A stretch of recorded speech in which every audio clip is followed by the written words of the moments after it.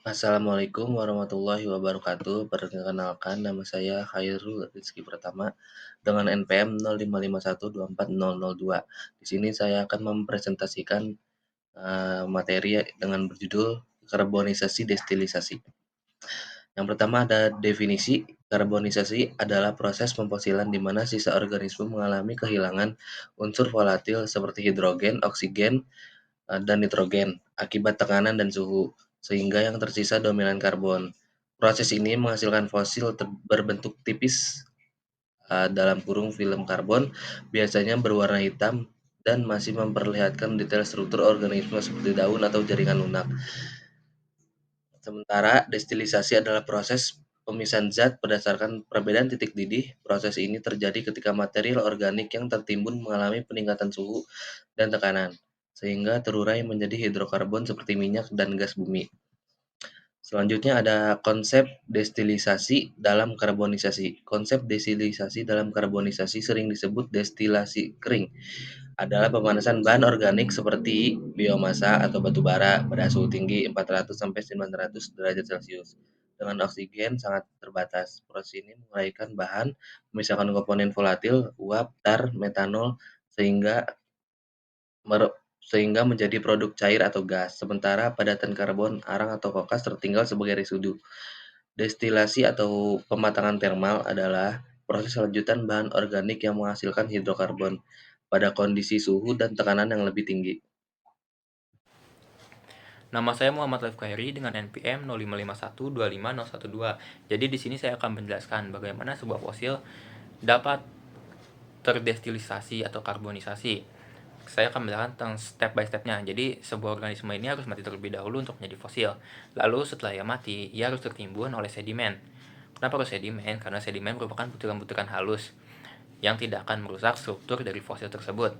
Makanya kita sering menjumpai sebuah fosil itu terdapat di batuan sedimen. Lalu setelah dia tertimbun oleh sedimen, maka otomatis dia akan terkena tekanan dan panas yang suhu tekanan dan panasnya meningkat akibat tertimbunnya oleh sedimen.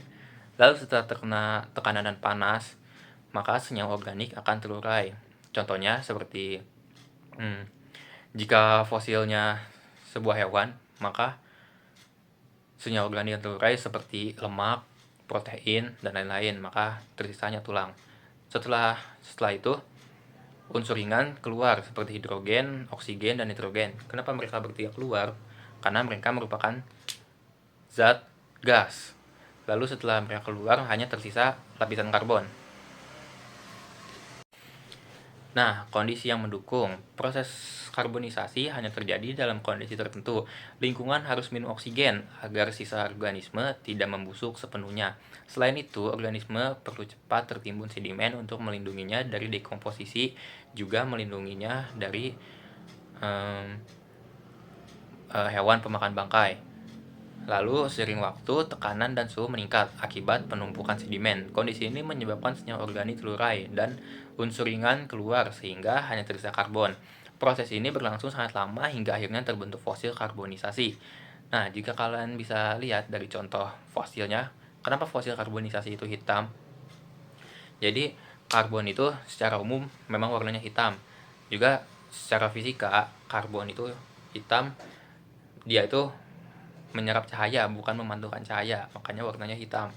Juga proses dari karbonisasi dan destilasi ini tidak hanya menghasilkan fosil berwarna hitam, maka mereka juga akan menghasilkan seperti batu bara dan minyak bumi contohnya. Assalamualaikum warahmatullahi wabarakatuh. Saya Aldi dengan NPM 005 1250009. Di slide ini saya akan menjelaskan tentang objek yang mengalami karbonisasi.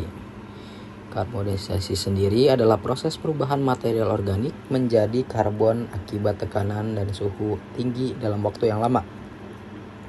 Yang pertama, tumbuhan menjadi objek paling dominan. Hal ini karena tumbuhan memiliki kandungan organik yang tinggi, sehingga lebih mudah mengalami karbonisasi. Contohnya seperti daun, batang kecil, lumut, dan ganggang. Yang kedua, organisme bertumbuh lunak. Organisme yang tidak memiliki bagian keras juga berpotensi mengalami karbonisasi dengan baik. misalnya serangga kecil, cacing, dan bagian lunak ikan. Ketiga, ada mikroorganisme. Walaupun berukuran sangat kecil, organisme seperti plankton dan bakteri purba juga bisa terawetkan melalui karbonisasi. Keempat, jaringan lunak hewan. Dalam kondisi tertentu, bagian seperti kulit, otot, dan bulu dapat mengalami karbonisasi. Dan yang terakhir, sisa material organik. Bahkan, bagian kecil dari makhluk hidup seperti serbuk sari dan spora tumbuhan juga dapat mengalami karbonisasi.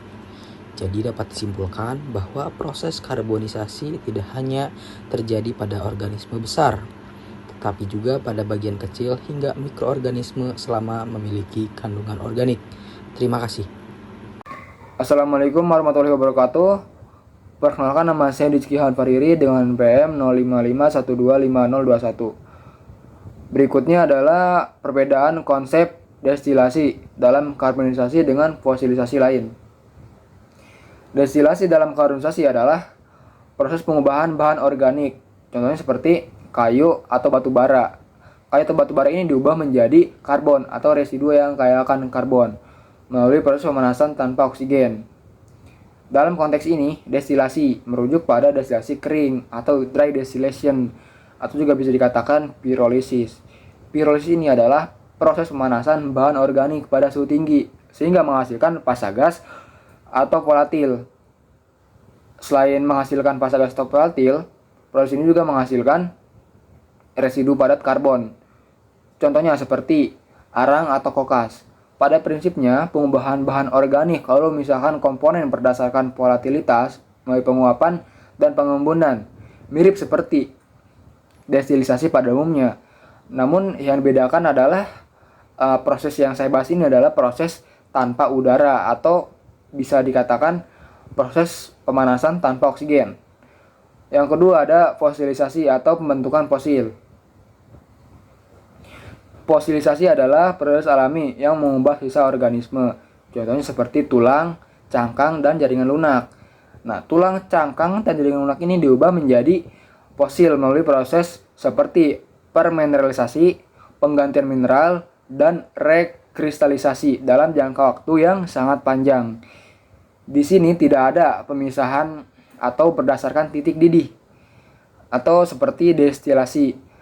Dalam arti kimia justru menjadi infrasi mineral dalam pori-pori cangkang atau tulang dan penggantian molekul organik dengan mineral anorganik. Jadi pada proses pembentukan fosil ini, mineral organik digantikan dengan mineral anorganik. Proses fosilisasi adalah proses geokimia dan sedimentasi yang lambat, bukan proses pemanasan, penguapan, atau pengembunan seperti destilasi. Secara singkat, destilasi dalam karbonisasi adalah proses pemanasan, penguapan, dan pengembunan atau memecah dan memisahkan bahan organik.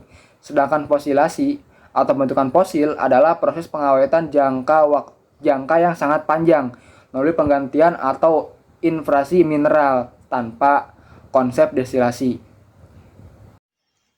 Perkenalkan, nama saya Dwi Mayandi Tabanik dengan NPM 055125036. Pada slide ini saya akan menjelaskan ciri-ciri fosil karbonisasi. Yang pertama, berwarna hitam atau gelap karena hanya tersisa unsur karbon dari organisme. Poin kedua, berbentuk tipis seperti lapisan atau film, biasanya tampak seperti bayangan pipi di permukaan batu. Detail struktur, yang poin ketiga, detail struktur masih terlihat, misalnya bentuk daun, tulang halus, atau bagian lain yang masih terlihat. Yang poin keempat, terbentuk dari organisme lunak atau tipis seperti daun, tumbuhan, atau hewan kecil. Poin kelima, ada terjadi akibat tekanan dan suhu tinggi dalam waktu yang lama menghilangkan unsur lain selain karbon. Pada slide ini kesimpulan, karbonisasi merupakan salah satu proses fosilisasi di mana sisa organisme mengalami tekanan dan suhu tinggi dalam waktu yang lama hingga unsur volatil hilang dan hanya tersisa karbon. Proses ini menghasilkan fosil berbentuk tipis berwarna gelap, namun masih mempertahankan detail struktur. Karbonisasi umumnya terjadi pada tumbuhan dan organisme bertubuh lunak dalam kondisi minim oksigen dan cepat tertimbun sedimen. Sementara itu, konsep destilasi dalam karbonisasi berperan dalam menguraikan bahan organik menjadi gas, cair, dan residu karbon. Dengan demikian, karbonisasi dan destilasi berkaitan dengan proses perubahan bahan organik, tetapi berbeda dengan fosilisasi lain yang lebih menekankan pada penggantian mineral tanpa proses pemanasan dan pemisahan zat. Terima kasih.